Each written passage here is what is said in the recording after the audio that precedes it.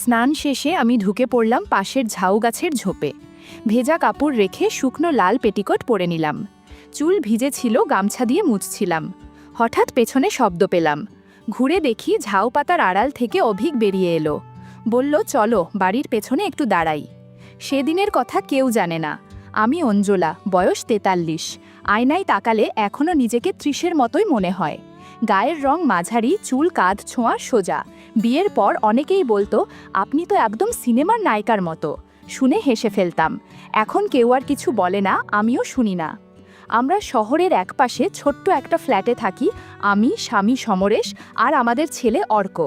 আমি বেশিরভাগ সময় হালকা আরামদায়ক জামাকাপড়েই থাকি, যেমন পাতলা সুতি ম্যাক্সি।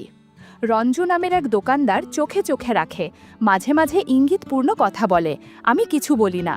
সমরেশ প্রাইভেট কোম্পানিতে কাজ করে, রাতে ফিরে ক্লান্ত থাকে। আর অর্ক এখনও ছোট, ১১ বছর। আমি সেজেগুজে বারান্দায় দাঁড়ালে সমরেশের নজর পড়ে না, বরং বলে, ঘুম আসছে না, একটু দূরে দাঁড়াও।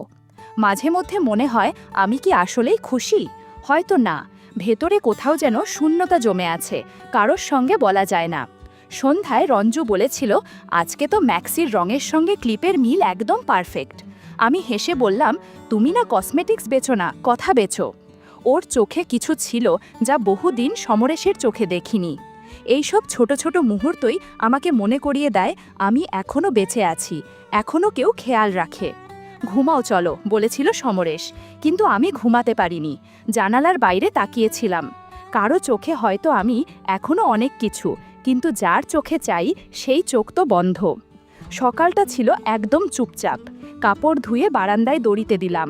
অর্ক তখনও ঘুমিয়ে, সমরেশ অফিসের জামা পরছে। এমন সময় ফোন বাজলো। স্ক্রিনে গ্রামের বাড়ি। ওপাশে কাকা গলা, বৌদি, গোবিন্দ কাকা আর নেই। মনটা খালি হয়ে গেল। বহুদিন দেখা নেই, তাও ওনার অস্তিত্ব ছিল বাড়ির মাটির মতোই। সমরেশ জানলো, বলল, আমার যাওয়া সম্ভব না, তুমি বরং অর্ককে নিয়ে চলে যাও, খরচ আমি পাঠিয়ে দিচ্ছি। ওর গলায় অনিচ্ছার চেয়ে বেশি ছিল উদাসীনতা। পরদিন খুব সকালে ট্রেন। ব্যাগ গোছালাম। গায়ে ছিল আরামদায়ক একটা পাতলা ম্যাক্সি, তার ওপর একটা হালকা ওড়না। ট্রেনে ভিড়, গরম, সেটাই বেশি ভাবছিলাম।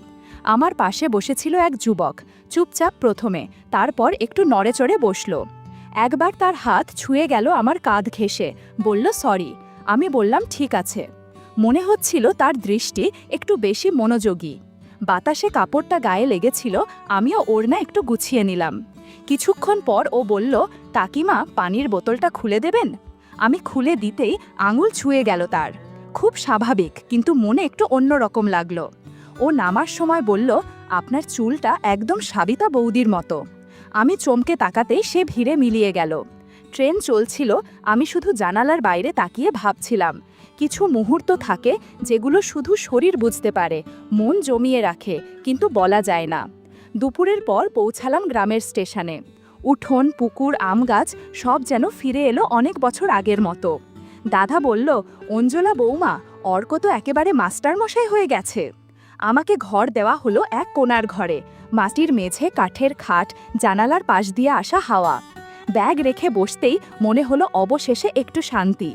শ্রাদ্ধের জন্য গ্রামে এলেও ভেতরে ভেতরে বুঝছিলাম, এ সফরে শুধু বিদায়ের নয়, কিছু নতুন গল্পেরও শুরু হতে চলেছে, যার ইঙ্গিত হয়তো আজ রাতেই আসবে। সকালের রোদ উঠোনে এসে পড়েছে। আমি রান্নাঘরের জানালা দিয়ে বাইরে তাকিয়েছিলাম। হঠাৎ এক যুবক এসে দাঁড়ালো দরজার পাশে। হালকা ঘাম, চোখে সোজা দৃষ্টি। বলল, আপনি কি অর্কর মা?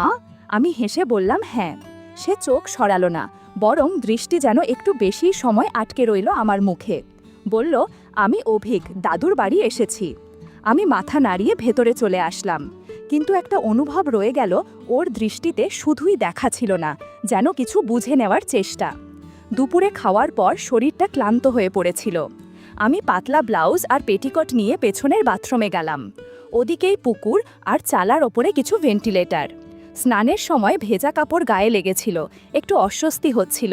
আলো ছায়ায় চেহারার রেখা ভেদ করে যেন নিজেকেই নতুন করে অনুভব করছিলাম। ওদিকে উঠোনে অর্কসহ কিছু ছেলে খেলছিল। হঠাৎ বলটা চালার ওপর গিয়ে পড়ে। অভিক বলল, আমি নিয়ে আসি। হাসতে হাসতে সে উঠতে লাগলো চালায়। বল তুলতে গিয়ে হঠাৎ চোখ পড়ল ভেন্টিলেটরের ফাঁক দিয়ে। এক ঝলক সে হয়তো আমাকে দেখেছিল। পেছন ফিরে দাঁড়িয়ে ভেজা চুলে গামছা দিয়ে মাথা মুছছিলাম।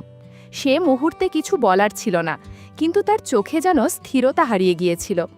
আমি ভেতর থেকে ডাকলাম, অর্ক, বাইরে আছিস? অভিক চমকে উঠল, বল হাতে নিচে নামল, কিন্তু তার চোখে তখনও সেই মুহূর্তের এক ঝলক জমেছিল। সন্ধ্যায় পুকুর পাড় দিয়ে হেঁটে আসছিলাম, দেখি সে উঠোনে বসে বল ঘোরাচ্ছে। আমি বললাম, আজকের বলটা তো কাজে দিল? সে তাকিয়ে হেসে কিছু বলল না, শুধু সেই চেনা দৃষ্টিটা আবার ফিরে এলো, যা চালার ওপর থেকে শুরু হয়েছিল। রাতটা কেমন যেন নিঃশব্দে মোড় নিচ্ছিল। ঝিঝির ডাক, গরম হাওয়া আর চারপাশের নিস্তব্ধতা যেন ভেতরের কোনো দোলানো ভাবনা জাগিয়ে তুলছিল। ঘরে সবাই ঘুমিয়ে পড়েছে। আমি অর্কর পাশে শুয়েছিলাম, কিন্তু ঘুম আসছিল না। একটু হাওয়া লাগবে ভেবে দরজার কপাটটা সামান্য খুলে দাঁড়ালাম। গায়ে ছিল একটানা পরা পাতলা ম্যাক্সি, চুল খুলে পেছনে ফেলেছিলাম। এই গ্রামে এমন আরামেই সবাই চলে, মেয়েরা যেমন, আমিও। বাইরে কেউ কিছু বলে না। আমি জানতাম না কেউ হয়তো দেখছেও। টিউবওয়েলের পাশে দাঁড়িয়ে অভিক জল খাচ্ছিল, হয়তো কিছু ভাবছিল। হঠাৎ ওর চোখ পড়ল আমার ধরের দিকে। দরজার ফাঁকে দাঁড়িয়েছিলাম পাতলা ম্যাক্সিতে, এক হাতে চুল সামলাচ্ছি আর এক হাতে খোপা ধরে হালকা বাতাস নিচ্ছি। হঠাৎ মনে হলো কেউ হয়তো তাকিয়ে আছে। অভিক উঠোনের ধারে দাঁড়িয়েছিল, থমকে গেল। আলো ছায়ায় আমার অবয়বটা ভেসে উঠেছিল হয়তো। সেটা শুধু দেখা নয়, কিছু টের পাওয়ার মতো ছিল। আমি জানতাম না ওর চোখ পড়েছে কিনা, কিন্তু মনে হচ্ছিল আশপাশে যেন নিঃশব্দে কেউ দাঁড়িয়ে আছে। নিঃশ্বাসও শুনতে পেলাম কিনা বুঝতে পারছিলাম না। এক ঝলক তাকিয়ে দেখি চোখাচোখি হলো, চোখে একরকম চাপা আগুন। আমি কিছু না বলে ধীরে ধীরে দরজার কপাট টেনে ভেতরে চলে এলাম। মনে হচ্ছিল রাতটা আজ কিছু আলাদা বলছে। সকালে উঠেই রান্নাঘর থেকে হাঁড়ির শব্দ পেলাম, উঠোনে পাতার ধোয়ার গন্ধ। গোবিন্দ কাকার শ্রাদ্ধ, বাড়িতে লোকজনের ভিড়, রান্না, জল তোলা, সব মিলে যেন ছোটখাট আয়োজন। চুল বেঁধে ম্যাক্সিন ওপর একটা শাল জড়িয়ে রান্নাঘরে গেলাম। দাদা মজা করে বলল, তোরে ধর জামাই বানিয়ে ফেললাম রে। আমি হেসে বললাম, কাজে মন থাকলে মন ভালো থাকে। উঠোনে অভিক তখন থেকেই কাজ করে চলেছে, জল টানা, পাতা কাটা, চাল তোলা। কে বলবে শহরের ছেড়ে? চোখ একবার গিয়ে পড়ল ওর দিকেই, সাদা গেঞ্জিতে ঘামে ভেজা শরীর, মুখে ক্লান্তি আর মনোযোগ। আমি চোখ ফিরিয়ে নিলাম। আজকের দিনে এসব ভাবা যায় না। দুপুরে ঘরে গিয়ে পাতলা সাদা বর্ডারের শাড়িটা পরতে শুরু করলাম। পুরনো হাতাকাটা ব্লাউজ আরামদায়ক, গলায় খোলা। আয়নার সামনে দাঁড়িয়ে আঁচল ঠিক করছিলাম। হঠাৎ জানালার হাওয়া আঁচল সরিয়ে দিল। ঠিক তখন দেখি অভিক জানালার পাশে দাঁড়িয়ে, হয়তো কিছু আনতে এসেছিল। আমার চোখ তার চোখে আটকে গেল। কিছু না বলে আমি আয়নার সামনে কাজল টানলাম। মনে হচ্ছিল এখনও নিজের মধ্যে কিছু আছে, যা বলে না কিন্তু বোঝায়। শ্রাদ্ধের ভিড়ে আত্মীয় স্বজন, উঠোনে পাতপাতা হয়েছে। আমি একপাশে বসে খেয়াল করলাম অভিক একেবারে উল্টো দিকে এসে বসেছে। চোখে শান্ত ভাব, কিন্তু তার আড়ালে এক অদ্ভুত দৃষ্টি। একবার চোখাচোখি হলো, তারপর দুজনেই নিচে তাকালাম। আমি পাতে ভাজা তুলে দিচ্ছিলাম। অভিকের থালায় দিতে গিয়ে হালকা করে হাত ছুঁয়ে গেল আমার। ইচ্ছাকৃত না হলেও ছোঁয়াটা যেন কিছু বলছিল। কিছু সেকেন্ড আমরা থেমে থাকলাম, তারপর আমি নিজেই হাত সরিয়ে নিলাম। মনে হচ্ছিল ভেতরে কোথাও অজানা উত্তেজনা জমে আছে, না বলা, না বোঝানো অনুভব। কেউ কিছু টের পেল না, কিন্তু আমরা দুজন জানলাম এই মুহূর্তটা কিছু একটা শুরু হতে পারে। সেই দুপুরটা থেকে রয়ে গেল আমাদের মাঝখানে চোখে চোখ, চুপ করে থাকা আর ভেতরের অনুচ্চারিত আবেগ। শ্রাদ্ধের খাওয়া দাওয়ার পর দুপুরটা যেন এক অদ্ভুত ক্লান্তি নিয়ে শরীরে এসে পড়েছিল। ঘরের ভেতর বাতাস ঢুকছিল না, মনে হচ্ছিল যেন সব কিছু থেমে আছে। দাদা বলল, এই গরমে হাঁস মুরগিও পুকুরে বসে আছে, চল সবাই মিলে নদীতে যাই, স্নান করলে ভালো লাগবে। সবাই রাজি হয়ে জামা কাপড় আর গামছা নিয়ে রওনা দিলাম বাঁশবাগান পেরিয়ে নদীর দিকে।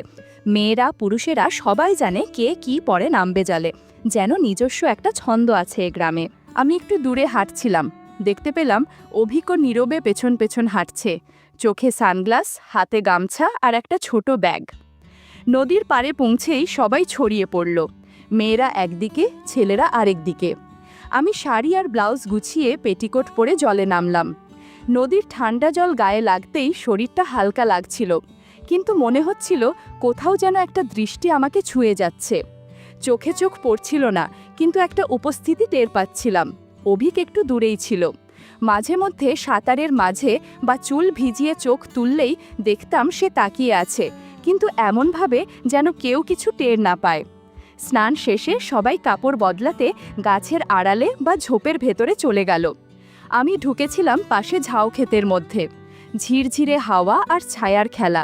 ভেজা কাপড় খুলে শুকনো পেটিকোট জড়াচ্ছিলাম, তখনই হঠাৎ একটা শব্দ শুনে ঘুরে দাঁড়াই। ঝাউ পাতার ফাঁকে দাঁড়িয়ে অভিক, চুপচাপ, চোখে স্পষ্ট কিছু ছিল, মুখে কিছু না বললেও তার দৃষ্টি বলে দিচ্ছিল অনেক কথা। আমরা কয়েক মুহূর্ত চোখাচোখি করেছিলাম। তখনই অভিক বলল, কাকিমা, আপনাকে খুব সুন্দর লাগে। এই কথাটা হাওয়ার মতোই এসে লাগলো মনে। কেউ কোনোদিন এমন করে বলেনি, আর এমন মুহূর্তে বলা কথার রেশ যেন শরীর ছুঁয়ে গেল। আমি কিছু বলিনি, সরে দাঁড়িয়েও যাইনি, কিন্তু জানতাম আমাদের মাঝে কিছু বদলে গেছে, চোখের ভাষায়, অনুভবে। সেই বিকেলটা ঝাউপাতার মধ্যে থেকে আমার মনেও থেকে গেল। রাতটা ছিল গুমোট, মনটা অস্থির। বারবার বিকেলের ঘটনাটা মনে পড়ছিল। প্রশ্ন করছিলাম নিজেকে, এটা ভুল নাকি এটুকু অনুভবও আমার প্রাপ্য ছিল? আমি ম্যাক্সি পরে খাটে বসেছিলাম, চুপচাপ। বাড়ির সব ঘর নিস্তব্ধ, অর্ক পাশের ঘরে। বাতাসে পর্দা দুলছিল। ঠিক তখনই দরজার ফাঁকে একটা ছায়া। আমি যেন আগে থেকেই জানতাম অভিক। সে ধীরে ধীরে ঘরে এলো। মুখে কোনো শব্দ নেই, চোখে সেই পুরনো দৃষ্টি, এবার আরও স্থির। আমি ফিসফিস করে বললাম, সবাই ঘুমিয়ে পড়েছে তো? সে মাথা নেড়ে বলল, চলো পেছনের দিকে, ঘরের গাদার কাছে, কেউ দেখবে না। আমি কিছু না বলে উঠে দাঁড়ালাম। শব্দ না করে বেরিয়ে গেলাম ওর পেছন পেছন। ঘরের গাদায় এসে দাঁড়ালাম দুজনে। চাঁদের আলো ছায়ায় মিশে গেছে চারপাশ। অভিক ফিসফিস করে বলল, তোমাকে প্রথম যেদিন দেখলাম সেদিনই বুঝেছিলাম তুমি আলাদা।